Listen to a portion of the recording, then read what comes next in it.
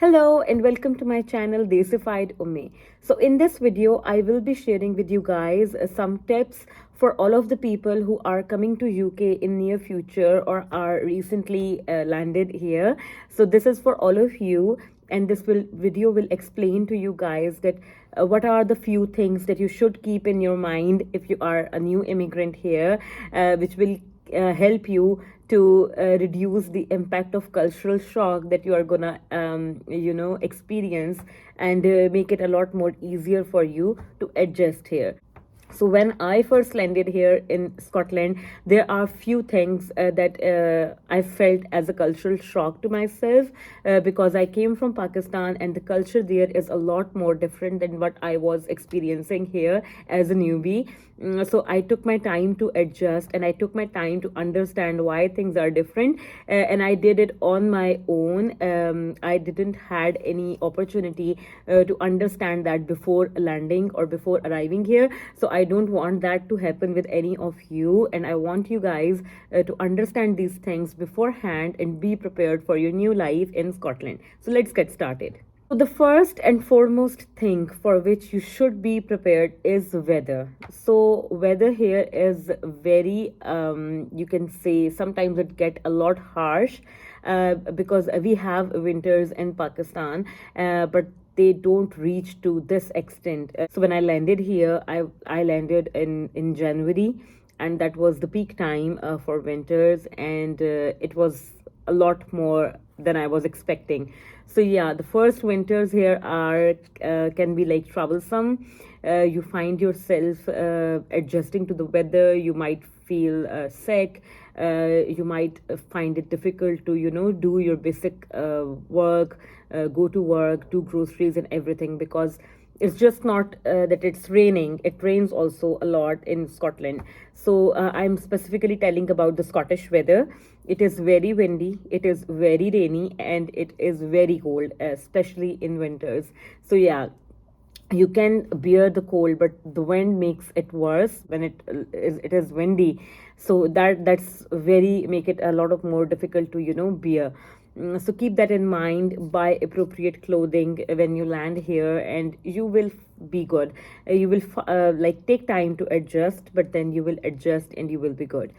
So the next thing which I experienced personally when I landed here initially was the winter blues. So because I landed in January that year, the peak time of the winter was gone away. So I landed in January, and from January, like late January, actually, I landed on like 27th.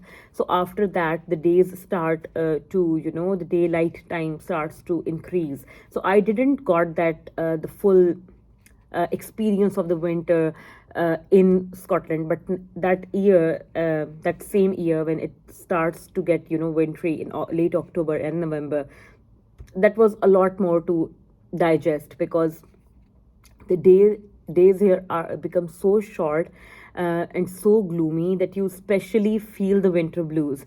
So I didn't knew that there is a term like that, winter blues, before that, because I never experienced that kind of feeling before. But literally the winter time here is very, it takes a toll on you. We just hardly see daylight for like few hours. Usually the sun rises around like 8:30 in the morning. So it just like proper daylight is, you can say, starts from 9 in the morning, and it just goes down around 3 or 4 in the noon. So yeah, that's the total time period of daylight that we see. And sometimes, like most of the times during winter, we don't see sun in that. It's just always raining or snowing or cloudy. So it's just like sometimes weeks pass by and we don't see the sun. So yeah, the winter blues are really hard here, and they hit you really hard. The winter months are the toughest time, I think, of the year that we spend in Scotland. But yeah, you could just get used to that weather. You just get used to that drill, because people are doing everything in that time as well. They are doing their studies, they are going to work, and they are shopping. Everything is just going as fine. But I found it hard to adjust to the winters initially, because like at 4 in the noon, you just feel like it's just the night. So yeah, after 4, it's just your energy levels go down. You don't want to do anything. You just want to be in your bed, under your blanket, and just don't want to, do anything. But yeah, it's just the weather here. It's just like we can't do anything. But other than the weather, there are a lot more things that we like here. We adjust due to them. So yeah, but still, I think that most of the people that go back to their countries or don't adjust properly here are depend on the weather. So yeah, weather is the main reason for people not to adjust in Scotland, because weather is very hard here, especially winters. So be prepared for that, and mentally, physically, and you will be fine. So my third point is also related to the weather, because I think I have enough, I have given you enough bad news about the weather in winter and everything. So it's time to give you a little bit hope that after every darkness there is a light. So yeah, after the tough months of winter, the summertime in Scotland is the best. You are gonna love it. Daylight increases, like the daylight, like the cycle, it just is so fast here that within a month or so, it just increases by an hour or decreases by an hour. So by like May, June, the day, like it's June now. So like right now we are having our sunset at around 10:15 at night. So yeah, you can imagine that it's still 10 p.m. It's just proper daylight. You can go out, you be out, enjoy, have fun, go to parks, do anything you like, because it's just so much daylight, like throughout the day. And it's just the sun rises as well very early in the morning, so you're just gonna see the daylight anytime you take the curtains out of your windows. It's just daylight. So yeah, I love summertime here, and there is nothing that can beat the English summer. So yeah, that's the best, and you're gonna enjoy it a lot. There are so much activities happening in summer. You can explore a lot. If you like traveling or exploring, or visiting different kind of places, the summertime is the best for you.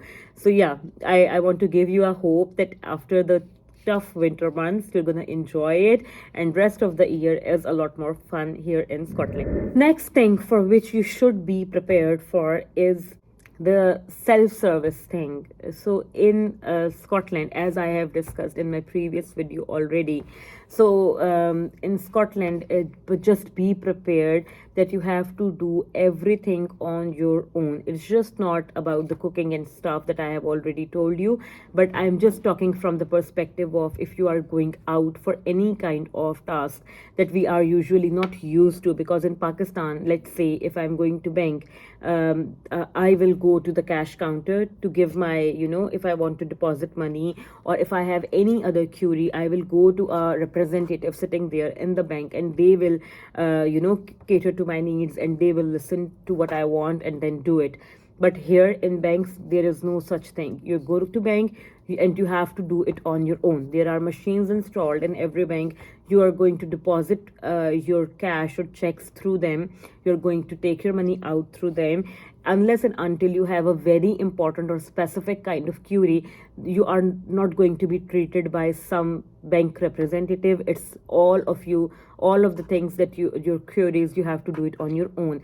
Let's say if you're going into a shoe store, because what we are used to is that if we have to buy anything, we're just going into the store, especially the shoe stores, and then there will be a representative. They will see our size, and they will show us different designs, and then they will bring the shoes for us. We will try them on, we will walk a little bit, and then we will just leave the shoes there, and then we will buy the one we like, and then we are out of the store. And it's just rest is their task, that they have to rearrange it or pack that again.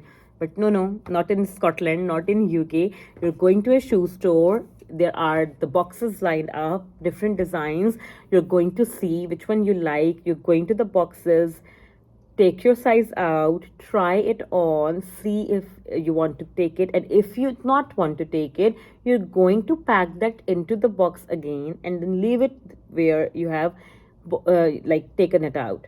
So yeah, that is kind of thing that you have to be prepared for, in shoe stores, in banks, in grocery stores, in gyms. Even in gyms, if you are going to a gym and you have used a machine, like a gym equipment, and after you are done, you're going to a cleaning station. There are different cleaning stations throughout the gym. You're going to take a tissue, spray the cleaning spray on it, and then go to your equipment and then wipe it off for the next person to use it. So they are not going to do it for yourself, you are going to do it because you are using it.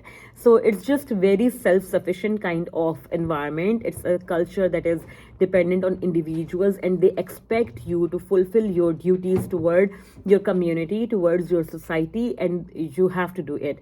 Other than these, if you are going to a supermarket, we were used to, like, if we are carrying heavy bags, or if we have our like groceries done, then there is a person who will carry our bags and just leave that towards till our our car, or anything. But you don't find that here. You have to carry all your shopping by yourself, and nobody is going to help you out for that.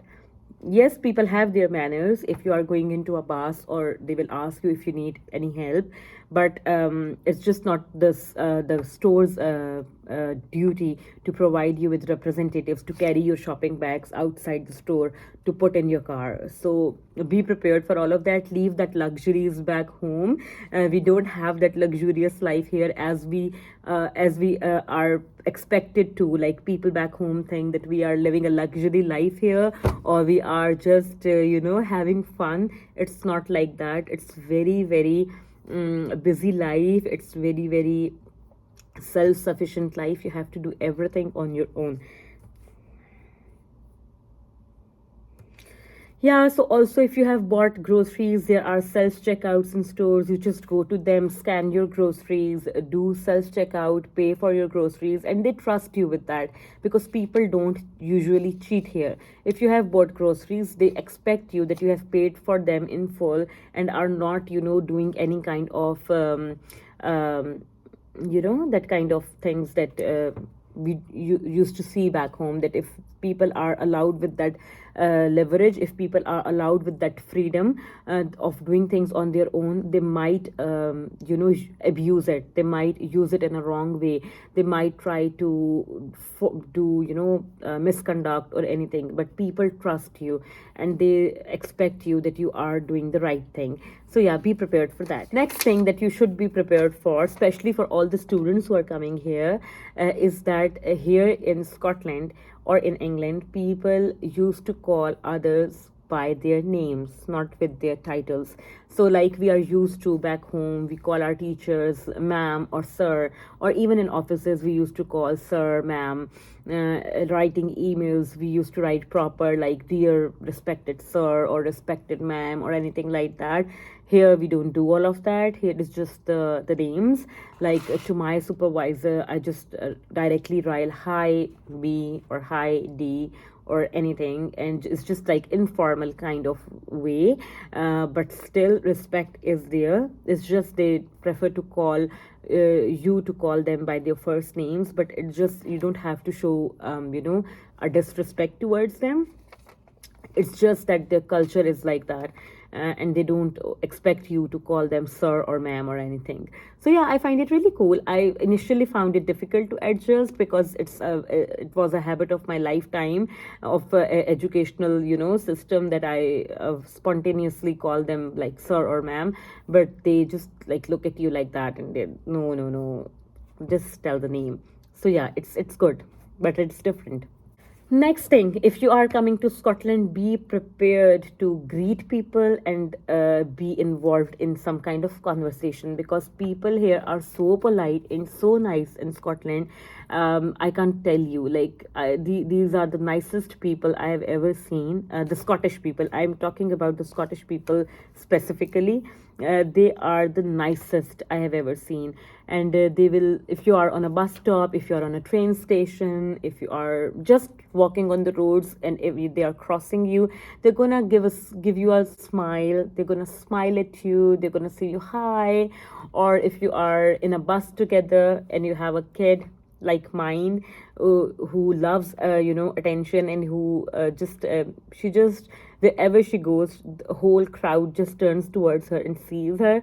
So yeah, if you have a child like that, they just involve in some kind of conversation or not. Usually they prefer to talk about weather. Weather is a starting point of every conversation, I think, in Scotland. So yeah, they start from there, and then it's just like normal, hi, good morning, or hi, you're right, or something like that they say to you. And yeah, it's just they like to talk, they like to greet you. And that's a very good thing, I think. Strangers just giving you smile, or just showing you that they care, they are concerned, and you feel a part of the community. You don't feel that oh, I'm an outsider. So yeah, that really help you to settle down quickly. Last but not the least is the two magic words that I have learned here. Like I knew before, but I never used them like I'm using them now. And those two magic words are sorry and thank you. So these are the, I think, the basis of their culture. They say sorry, they say thank you, and it's just so nice, so nice to see that people show their concern, the people show their respect, even if they are not wrong. Like even like, just imagine if you are coming out of a bus, and the queue of people are waiting there, just waiting to for you to get off of the bus, and then they can get into the bus. And you just came out of the bus, and you're just saying sorry, just like that. And or you're saying just thank you, and they are giving you a smile. So it's just uh, you know uh, an exchange to show that yes, you have acknowledged that they are waiting for you, and they are giving you way to come out of the bus so that they can go in. So it's just a way of you showing your care and concern towards them, and you are just saying thank you. And it's just so sweet and so playful, saying these small things. And these are some of the things that I have picked up personally from their culture, and I find them so appealing and so cute. And I hope that you have best experience of your life here in UK, especially in Scotland. And I wish you all the very best for that. Keep watching the content, keep supporting. I've like recently seen a lot more new people subscribing to my channel and commenting on my videos, and I literally I'm like honored, and I feel that I'm doing something right, that all of you are pouring in so much sweet comments for me. And if you are liking the content, then comment down below and let me know if you like this video as well. Subscribe to my channel and give this video a thumbs up, and I'm gonna see you guys soon with another video which will explain the culture shocks I have experienced when I first landed here. And I don't want you guys to feel those as well. So take very good care of yourself. Take care. Bye bye.